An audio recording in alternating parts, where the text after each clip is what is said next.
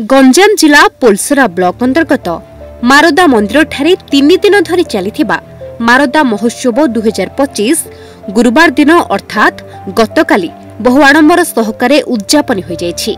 शेष संध्या उद्यापनी दिवस रे मत्स्य और पशु संपद मंत्री तथा मारदा महोत्सवर सभापति गोकुलानंद मल्लिकंक सभापतित्व रे अनुष्ठित होइथिबा बेले ओडिशार ग्राम्य उन्नयन पंचायत राज तथा पानीय जल मंत्री रवि नारायण नायक जोगदे शुभ उद्घाटन करथिले।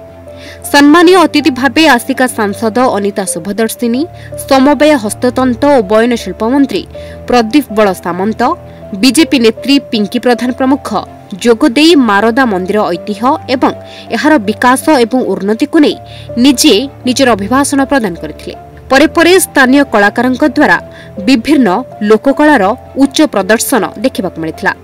एपरिके मारदा महोत्सव 2025 शेष संध्या उद्यापनी दिवस रे प्रबल गहली चहली देखिबाकू मिलुथिबा बेले ओलीवुडर सुप्रसिद्ध सिंगर मंटू छुरियांक द्वारा रंगारंग कार्यक्रम लोकंक हृदय को बेस मनछुआ करिथिला।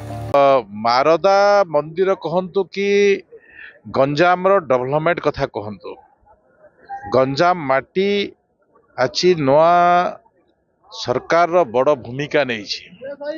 दुई दुई जन मंत्री को दायित्व देछि एवं एठिकार आमे उन्नति संगे संगे आगामी दिन योजना आमे प्रस्तुत करूछु। ओडिशार मुख्यमंत्री 2036 मसीह ओडिशा एक विकसित ओडिशा हेब निश्चित भाव में मो ए विश्वास भरसा दउछि।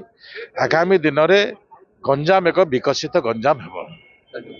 देखो प्रथमे तो धन्यवाद प्रशासन स्थानीय लोक समस्त सहयोग आज महाप्रभु श्री जगन्नाथ कृपारू मारदा महोत्सव तार उद्यापन उत्सव सफलतार सहित संपूर्ण करिछि। पुणी थे आगामी दिन आज आम मैंने प्रिपेयर हो आगामी दिन में आपको जमी आहरी बड़ आकार करूँ, बहुत बड़ महोत्सव आकार में आगामी वर्ष पुणी आसबू। ये जो मारदा महोत्सव 3 दिन धरी चली आज ये तृतीय संध्यारे मध्य भव्य दिव्य समारोह कर पारिछि। प्रभु जगन्नाथ कृपारू शरण श्रीक्षेत्र कृपारू यही समारोह अत्यंत आडंबर सहित अच्छी शांति श्रृंखलार सहित अच्छी। आज ये आपण मैंने देखुंत हजार हजार लोकर जन समागम होइछि। प्रकृत प्रभुंकर आशीर्वाद लीला नथिले एभली भव्य दिव्य कार्यक्रम संभव नुह। पोलसरारू मनोज कुमार घड़ेंक रिपोर्ट, न्यूज 8 ओडिया।